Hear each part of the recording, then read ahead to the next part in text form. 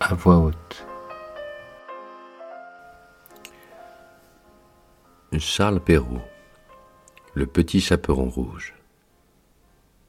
Il était une fois une petite fille de village, la plus jolie qu'on eût su voir. Sa mère en était folle, et sa mère grand plus folle encore.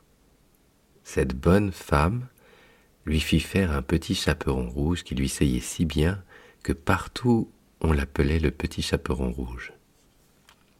Un jour, sa mère, ayant cuit et fait des galettes, lui dit « Va voir comme se porte ta mère grand, car on m'a dit qu'elle était malade. Porte-lui une galette et ce petit pot de beurre. » Le petit chaperon rouge partit aussitôt pour aller chez sa mère grand, qui demeurait dans un autre village. En passant dans un bois, elle rencontra compère le loup, qui eut bien envie de la manger, mais il n'osa à cause de quelques bûcherons qui étaient dans la forêt. Il lui demanda où elle allait. La pauvre enfant, qui ne savait pas qu'il est dangereux de s'arrêter à écouter un loup, lui dit « Je vais voir ma mère grand et lui porter une galette avec un petit pot de beurre que ma mère lui envoie. » « Demeure-t-elle bien loin ?» lui dit le loup. « Oh oui, dit le petit chaperon rouge, c'est par-delà le moulin que vous voyez tout là-bas, à la première maison du village. » « Eh bien, dit le loup, je veux l'aller voir aussi. Je m'y en vais par ce chemin-ci, et toi par ce chemin-là, et nous verrons qui plus tôt y sera. » Le loup se mit à courir de toute sa force par le chemin qui était le plus court, et la petite fille s'en alla par le chemin le plus long, s'amusant à cueillir des noisettes, à courir après des papillons, et à faire des bouquets de petites fleurs qu'elle rencontrait. Le loup ne fut pas longtemps à arriver à la maison de la mère grand. Il heurte. Toc, toc. Qui est là ?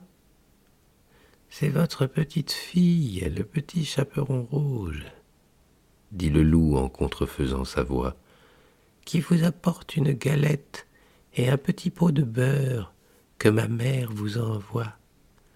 La bonne mère grand, qui était dans son lit à cause qu'elle se trouvait un peu mal, lui cria « Tire la chevillette, et la bobinette serra. » Le loup tira la chevillette, et la porte s'ouvrit. Il se jeta sur la bonne femme et la dévora en moins de rien, car il y avait plus de 3 jours qu'il n'avait mangé. Ensuite, il ferma la porte et s'alla coucher dans le lit de la mère grand, en attendant le petit chaperon rouge qui, quelque temps après, vint heurter à la porte. Toc, toc. Qui est là ?